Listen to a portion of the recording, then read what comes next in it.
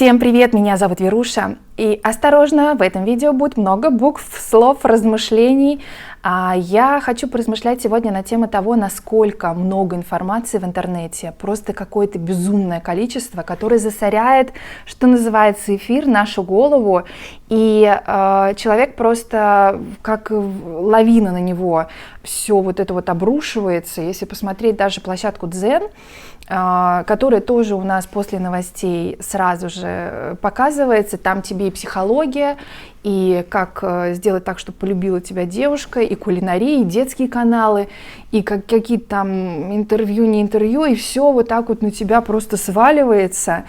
И вопрос, нужно ли это человеку, зачем это? Вот мне лично, я понимаю, что мне это не нужно, потому что всю информацию, которую я читаю, если я опускаюсь ниже, она у меня вообще не запоминается. Ну, я сегодня буду размышлять, вообще я сегодня хочу попробовать новый формат, я не знаю, будет ли это вам интересно, я буду читать новости и комментировать их, но у меня не политический канал. Поэтому я буду все это делать в контексте как раз своей сегодняшней темы. Для начала я хочу поблагодарить всех, кто проявляет мое внимание к видео. Это очень приятно, что есть какой-то отклик. И спасибо большое, что ставите лайки и пишите комментарии. Ну, конечно, для начала давайте поразмышляем, для чего.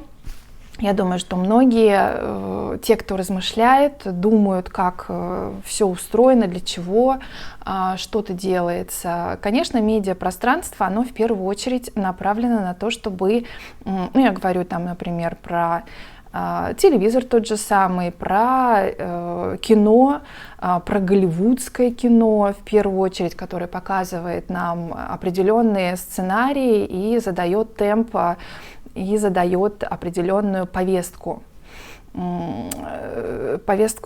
жизни, скажем так, потому что вот сегодняшняя новость, одна из новостей, это то, что в России запретили фильм «Барби».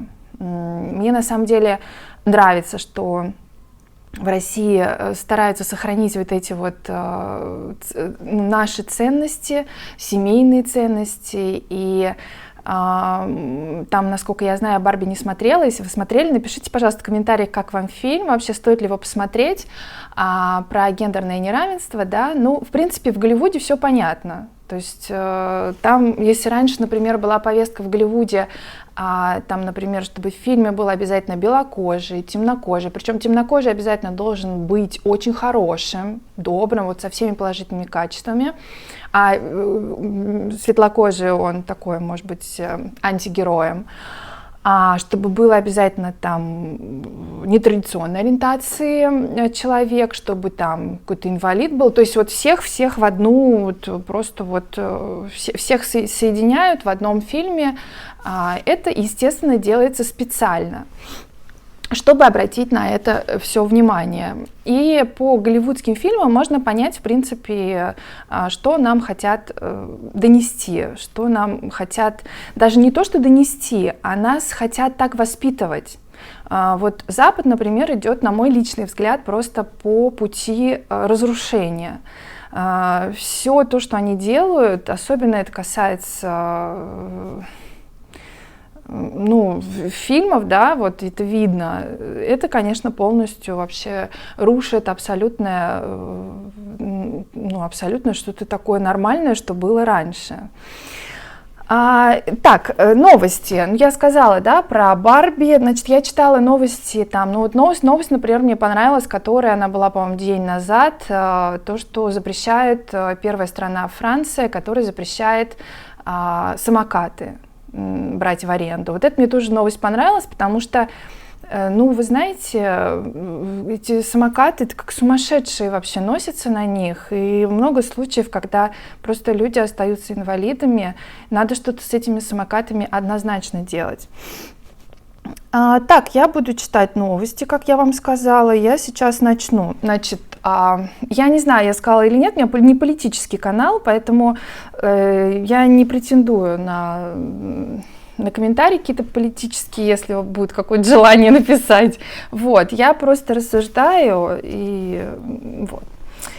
Значит, так. В Барнауле гимнастка сорвалась с высоты во время трюка без страховки в цирке. Ну вот, не знаю, нужна такая информация или нет. Вообще очень много информации, которая, вы знаете, она доставляет человеку просто тревожность. Если посмотреть, что показывается и что пишется, это реально в какой-то момент можно просто сойти с ума. Потому что где-то там кто-то кого-то убил, кто-то кого-то застрелил, какая-то была перестрелка, кто-то погиб в автокатастрофе. Например, депутат погиб в автокатастрофе. Вот как моя жизнь изменится после этой информации? Нужна ли эта информация? Это был не какой-то публичный депутат. О нем я первый раз вообще услышала фамилию этого депутата. Для чего эта информация мне нужна? Какой-то там Иванов депутат, ну, к сожалению, большому, это очень грустная новость, действительно. Но стоит ли ее людям оповещать об этом? Какой-то неизвестный депутат. Дальше. Священнику Иоанну Курмаярову назначили 3 года колонии по делу о фейках. Так, ну это я, честно говоря, не знаю, что это. Так, ну я пропускаю просто какие-то новости, которые вот... чтобы не нарваться, вы понимаете, на какие-то там комментарии, если кто-то вообще будет писать. Я не буду даже, вот, что касается политики. В Швеции за ночь прошли 4 взрыва. Какие взрывы? Что за взрывы? Тоже нужна ли эта информация? Вот в Швеции прошли взрывы. Вот в России, я в России живу, а не в Швеции. Для чего мне нужна эта информация? Причем просто написано взрывы. Какие взрывы? Что даст мне в моей жизни эта информация про взрывы в Швеции? Я не понимаю. Вот эту новость я бы точно убрала. Овечкин заявил, что российских спортсменов убрали в сторону, не дают играть. Это хорошая информация. Это нужно оповещать, на мой взгляд. Она, конечно, тоже никак вообще не изменит жизнь человека. Ну, хотя бы какие-то там... Наш спорт уже просто... Он никому, конечно, не дает покоя, наши спортсмены. Ой, очень тоже это, конечно, история жалко с спортсменами, что так несправедливо очень много. С этими допингами сколько было всяких историй. Так, что еще? Какие новости? Ой, в Петербурге... Так, это я читала. Еще 5 новостей. Международные резервы выросли хорошо. То, что выросли. Какая-то там была новость про пенсионеров, я читала. Тоже недавняя, что все никак не могут с этой пенсией разобраться. Все какие-то там повышения. Ну, это смешно просто. Это вот я работала в... государственной организации, и нам приносили листочек, где мы подписывали зарплату на повышение на 200 рублей. Вот прям, знаете, нам официально несли, чуть ли не на подносе, вот прям с гордостью подпишите. Я всегда говорила, а можно в фонд голодающих я отдам свои 200 рублей? Ну, как бы, можно я не буду подписывать? Ну, это было, конечно, просто смешно вообще. И все никак не могут с этой пенсией разобраться. Все какие-то там повышения, так пишется с гордостью. Прям повышения такие. Прям сейчас вот у нас пенсионеры на Мальдивы полетят отдыхать. Какие еще новости? У меня на самом деле в телефоне остались новости, но я записываю на телефон. Я не могу их почитать.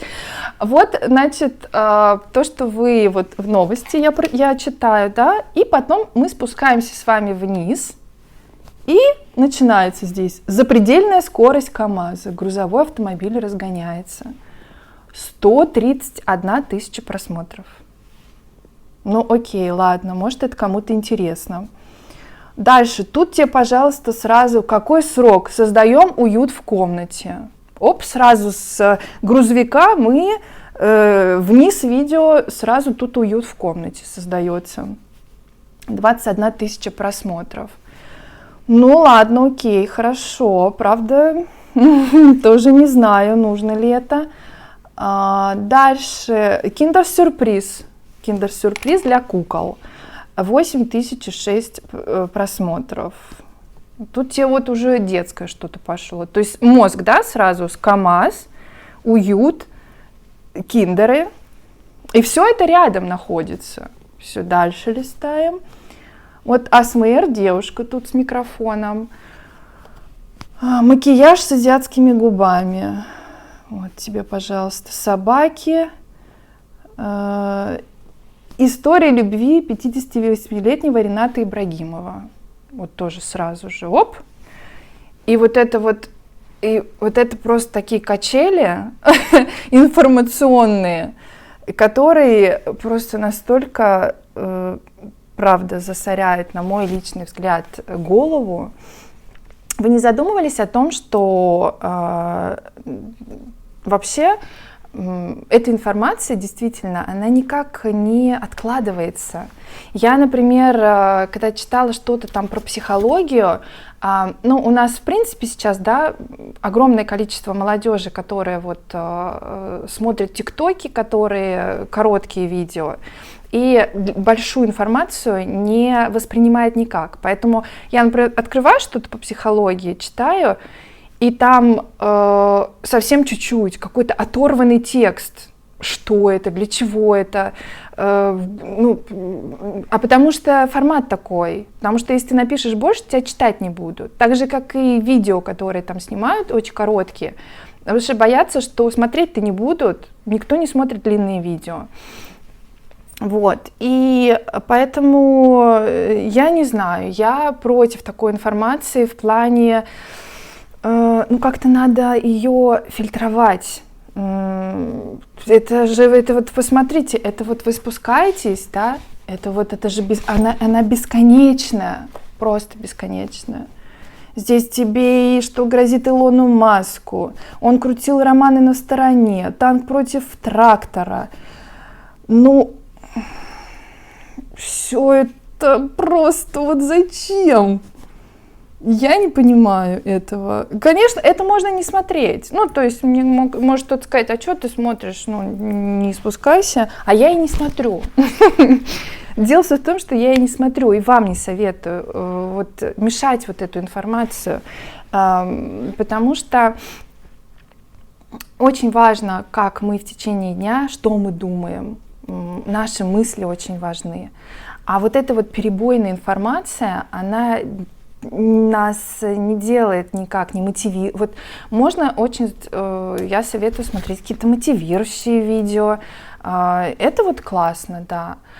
А вот эта вот информация, которая просто здесь понятно, что, в принципе, очень удобно Раньше же вот люди там ходили в библиотеку, например. Я не говорю, что надо прям ходить в библиотеку, да, но люди сами искали информацию. То есть был запрос у человека. А сейчас нет, сейчас настолько много информации, что и она доступная очень. А то, что доступно, то, что легко, оно и не ценится, оно особо не запоминается. Это просто такое времяпрепровождение, зависимость тоже это интернетная. Когда вот с утра встаешь, начинаешь уже вот по инерции читать эти новости, или там какие-то гадания, карты. Вот тоже я тут набрела недавно, там читала по психологии, тут раз, что он о тебе думает, или там, что тебя ждет в ближайшем будущем. И там люди как просто завороженные пишут: благодарю, принимаю с благодарностью, надеюсь, так и будет все. Вы серьезно? Вот, и я думаю, да. Что это вообще, зачем это нужно всем нам? Я бы, конечно, очень фильтровала информацию, очень. Что я, собственно говоря, и делаю. Не нужна она. Это вот колеса из гусениц трактора. Кому 1 миллион просмотров. Кто хотел сказать, кому это нужно? 1 миллион просмотров, ребят. Шашлык из свиной вырезки. 31 тысяча просмотров. Сейчас слюнки потекут. Конечно, бесконечное декольте и даже цыганщина. Тут телеканал «Пятница». Ой, ну не знаю, в общем, не знаю. Тут тоже вот такая вот, значит, информация, там может у нас быть какая-нибудь там серьезная из серии там, не знаю, Лавров приехал на встречу куда-нибудь там в Никарагуа, к примеру, и тут раз тебе следующая новость: Бритни Спирс разводится. Мне, конечно, очень жалко Бритни Спирс, я ее вообще была просто такой верной фанаткой, у меня было все расклеено на даче, постеры, у меня до сих пор какие-то журналы. Ну, такая была вообще славная девочка, красивая, подражали многие, ну, песни какие душевные, потрясающие. Конечно, то, что с ней стало, это боль просто, очень жалко ее. Ну вот тоже сопоставление, да, вот этой информации, какое-то серьезное, и Бритни Спирс разводится. И сколько теперь про это сейчас будут говорить, что она разводится. Ой, в общем, не знаю, как вам это все, но я, конечно, думала, что я больше про... Тут еще же вот можно вот так вот как-то стряхнуть, и там появятся какие-то уже новости немножко другие на тему там какие-то строительства, какие происходят, какие-то там... Ну, больше уже как бы такое, там, не знаю, новую дорогу делают или еще что-то типа такого. Но новостей очень много. Я еще помню время, когда не было такого. Это вот появилось совершенно, ну, я не знаю, сколько лет, но, правда, просто такой перегруз этой информации. В общем, не знаю, что вы скажете. Может, какое-то очень сумбурно все получилось, но я очень советую фильтровать информацию, которую вы получаете, и задуматься о том, нужна ли она вообще вам. Вот так вот. Так что я желаю вам хорошего настроения. Пишите в комментариях, что думаете, и до новых встреч. Пока.